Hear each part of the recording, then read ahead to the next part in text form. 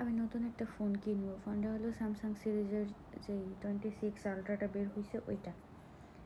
তো ওই ফোনটা নিবো। ফোনটার দাম মালয়েশিয়ার রিঙ্গিতে ৭,৯৯৯ রিঙ্গিত। তো আমি ওইটার জন্য অনেক দিন ধরে লাস্ট 1 বছর ধরে টাকা জমাইতেছি। অলমোস্ট 1 বছর হয়ে গেছে টাকা জমাইতেছি।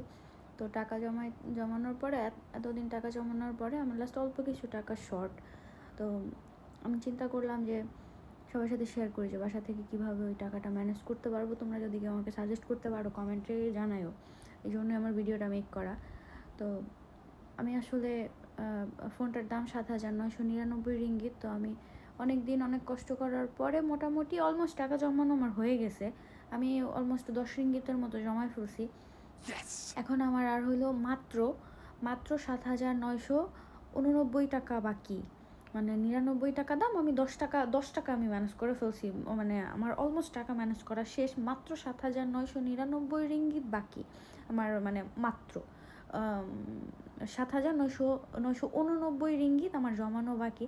এখন এই মাত্র ৭,৯89 টাকা আমি কীভাবে বাসার থেকে ম্যানেজ করতে পারবো, জাস্ট এটা আমি মানে মাথার মধ্যে ঢুকতেছে না। মানে আমার বাসার থেকে তো টাকা পয়সা দিবে না, কারণ আমি 1 বছর ধরে টাকা জমাইতেছি, 1 বছর ধরে টাকা জমাইছি।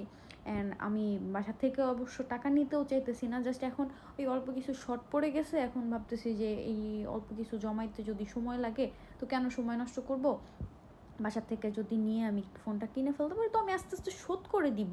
মাত্র ৭,৯89 টাকা আমি বাসার থেকে কেমনে আদায় করতে পারবো আমার বাপ মার কাছ থেকে, এটা একটু আমার কাইন্ডলি জানাও।